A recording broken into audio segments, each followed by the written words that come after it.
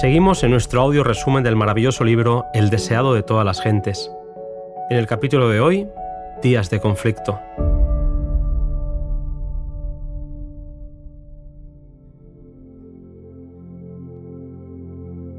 Los niños judíos tenían que observar innumerables reglas rígidas e incontables reglamentos rabínicos.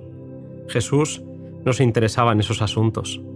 Su delicia era la Escritura y siempre estaba listo a decir: así dice Jehová. Veía las constantes contradicciones entre los requisitos religiosos y los de Dios y observaba cómo los hombres se apartaban de la palabra de Dios para ensalzar sus propias teorías. Los ritos tradicionales no poseían virtud alguna, y los ritos eran una repetición de ceremonias que nada tenían que ver con las verdades sagradas que deberían ser enseñadas. Los adoradores no tenían paz porque repetían actos sin entender su significado.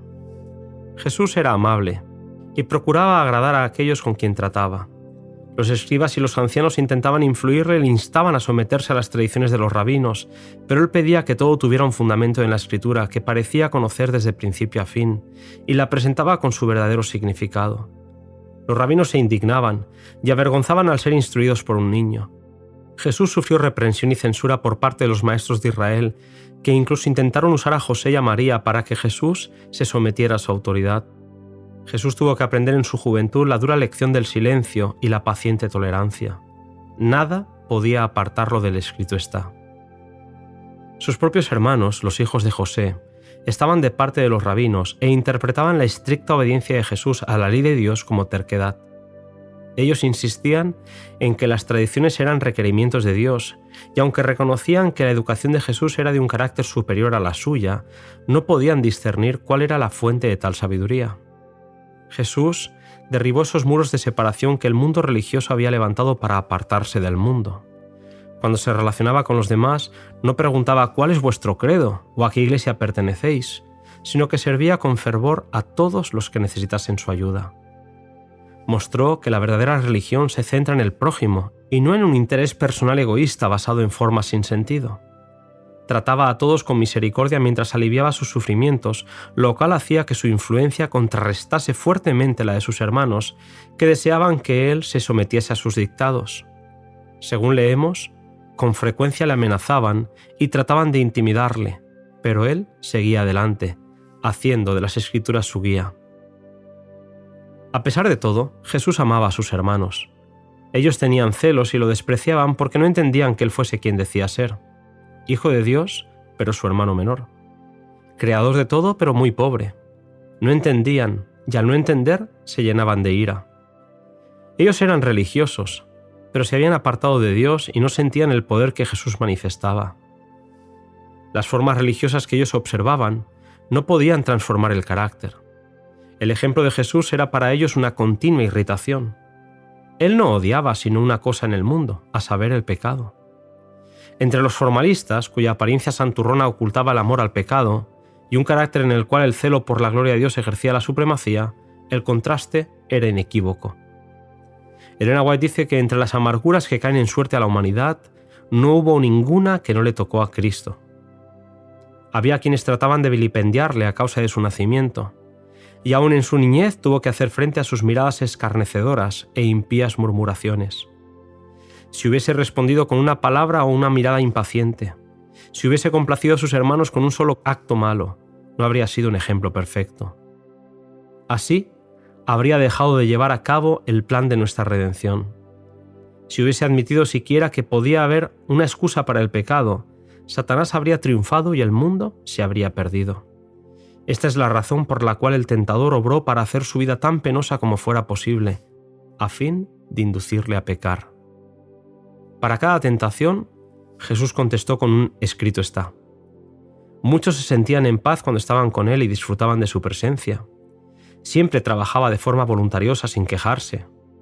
No desmayaba ni se desanimaba y siempre soportaba pacientemente los insultos. Para sus padres, su conducta era un misterio y observaban cómo él disfrutaba apartándose a solas para estar en la naturaleza con Dios.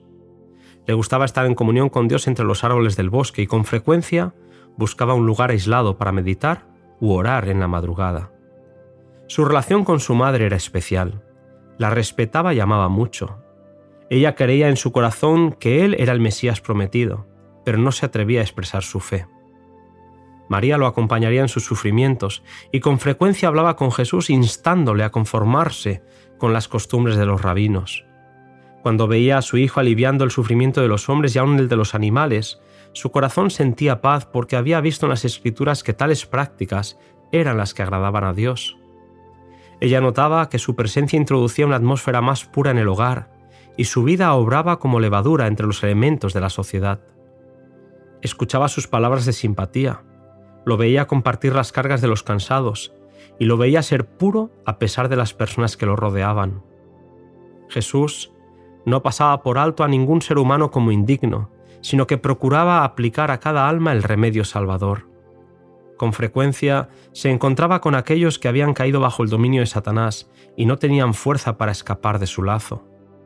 A una persona tal, desalentada, enferma, tentada y caída, Jesús dirigía palabras de la más tierna compasión, palabras que eran necesarias y podían ser comprendidas.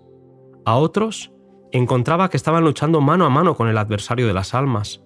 Los estimulaba a perseverar, asegurándoles que vencerían, porque los ángeles de Dios estaban de su parte y les darían la victoria. Jesús sanaba el cuerpo tanto como el alma.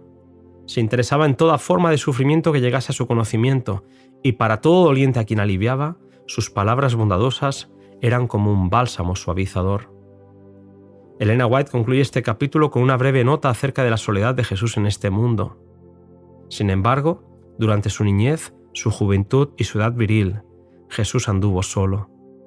En su pureza y fidelidad pisó solo el lagar y ninguno del pueblo estuvo con él. Llevó el espantoso peso de la responsabilidad de salvar a los hombres. Sabía que a menos que hubiese un cambio definido en los principios y en los propósitos de la familia humana, todos se perderían. Esto era lo que torturaba su alma, y nadie podía apreciar esa carga que descansaba sobre él.